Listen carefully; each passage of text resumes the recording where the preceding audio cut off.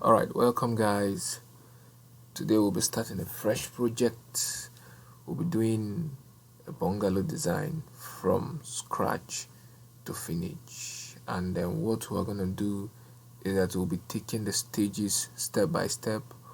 We would not like to rush this video. We want to take everything step by step. Alright, first thing to do after opening the new and fresh Revit environment is to set up your levels. Okay, like I said earlier, we're going to be doing a bungalow. All right, fresh bungalow. Let's say a 2-bedroom bungalow. Now, before we do anything on this 2-bedroom bungalow, we'll have to set up our levels. We have to ensure that our levels are set up. All right, quickly we'll come to the property, to the project browser. Now we'll see floor plans level 1 and level 2. Okay, all right, we have the site on there. We have ceiling plans, we have our elevations, legend, schedule and quantities, sheets, families, groups, and our Revit links. All right, we'll go straight to levels. First of all, I have at the back of my mind that this bungalow is going to be having a concrete fascia. It's going to be having a roof, a concrete fascia under the roof. It's going to be having the wall. It's going to be having doors and windows, and it's going to also be having DPC levels. I'm just naming the levels that are going to be available in this particular project. And from the DPC level way down, we'll now have the ground level and the foundation levels on that. Okay, and now from the default, we're having just two levels on the floor plans, level 1 and level 2, and the site level. So we're going to add more levels to that, like I just mentioned, about 5-6 levels that we'll be needing for this particular project. So we'll quickly select any of our elevations where we can see our levels clearly. Or let's go from our south elevation. From the south elevation, we can see our level 1 and level 2. The default height for a Revit project is 4 meters. Well, we would like to do a little modifications to that. A little modification. We'll change some things. Okay, now basically or personally, I like renaming my levels. It's your choice to leave them this way, add levels to them, and leave them that way. I like changing my level. I like renaming my level 1.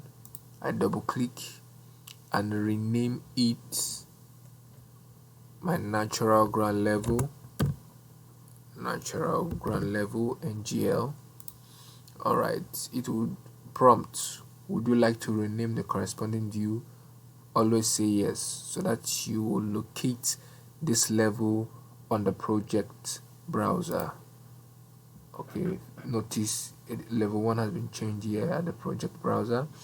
Now after my ground level, I'll be looking at my DPC level, and now we'll be working with this assumption that we are working, doing this project on a level land, on a flat land, on a table land, and the height of our DPC from the ground level is about 600 millimeters. So I will introduce, rather I will adjust the height of this particular level 2. I'll adjust it to 600 millimeter. I double clicked the value, the number there, and I adjusted to 600. and I clicked, and it's okay. It's okay. 600 millimeter. Okay, then I rename the level 2 itself. I click here and I rename it as my DPC level. And I click. It will prompt again, would you like to rename the corresponding view? Yes. Now on the floor plan it's showing DPC. So on the project browser, sorry, it's showing DPC level. I always say yes so that I can locate it at this point. Alright, now you ask yourself, these two are colliding with each other. These two levels are colliding with each other, as their names, the namings are colliding with each other. How can I separate? I click on this. You see this small thing here. This thing, I'm hovering my mouse, my cursor around. I click it. I take it to the top so that I can easily separate these two. I bring this down as well so it can be seen easily, or I can identify them easily. Alright, that is that about that. We can create more levels. We won't say okay, that is the end, we don't know what to do again. We can create more levels. We can decide that from our DPC level to the point where the concrete fascia begins, we can assume it to be 3 meters, 3.5 meters, 4 meters, depending on what kind of building what kind of project we are working on. Secondly, the type, the function the building is plain. The road the building is plain. If you are building a worship center, you will be working on a different building height. If you are designing a shopping mall, the height of the building will be different. If you are designing a banking hall, the height of the building will be different. If you are designing a residential building, the height of the building will be different. So different buildings come with different heights. So for this one, we are working on a residential building. We can decide to use 3.5 or 3,500 millimeters. So I can click my level here on the top right corner to activate this. Alright, you can see the measure tool active, so I can easily type in 3,500 as the height, total height of the building, and I press enter. Then I trace here. Automatically it's giving me a name, level 3. You can see here 3.5 meter. If you want to adjust this, you can click here and make it maybe 3.6 if you so desire.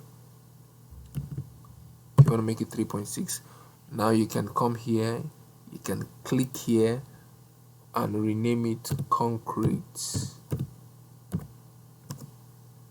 fascia. Let me just use this abbreviation, and you click here. It will prompt you, would you like to rename corresponding views? I will go yes. Okay, now on this side here is giving you the height of this level. On this other side is giving you the total height from the natural ground level to the concrete fascia, now to the base of the concrete fascia. Now, how high do we want to make this concrete fascia? How high do you want to make your concrete fascia? You can decide to make it 400 millimeters, 500 millimeters, 600 millimeters, depending on the kind of design you want to make, also depending on the kind of project you are working on. Okay, let's make this one 400. All right, you can see that our cursor and our measure tool is active. After clicking the level, I'll easily type in 400 millimeter and press enter.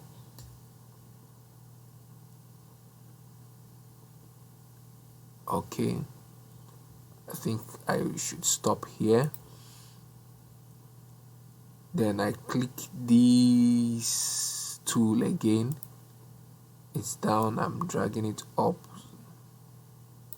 so that it will not collide with this other one. And now automatically it's giving me concrete G. Remember we did concrete F here, means concrete fascia, so it's giving me concrete G here. So I will have to rename it, give it another name.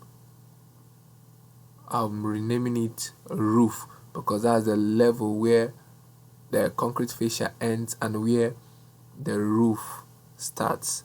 Alright, I can rename this, click and rename it roof M, meaning where my roof members begin. Okay, I click here, it will prompt, would you like to rename corresponding view? I always say yes, and now it's showing here. Alright, then I press escape,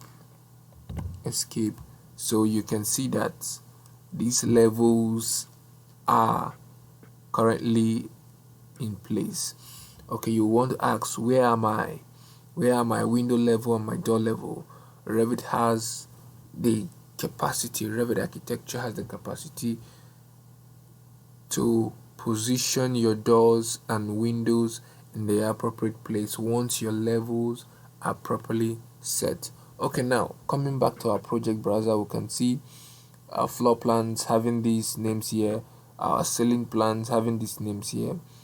So having our floor plan and ceiling plan open together will crowd this place, will crowd our project browser. So we'll have to close this up so that we can see other things. Whenever we need it, we can open it. So for now we'll close it. So we'll be working on our floor plans. Alright, that is that for this particular tutorial, how to create levels on Revit. And I would like to ask you to like and subscribe to our channel and hit the notification button so that you get alerted when we bring up useful tutorials like this. Thank you and see you guys next time.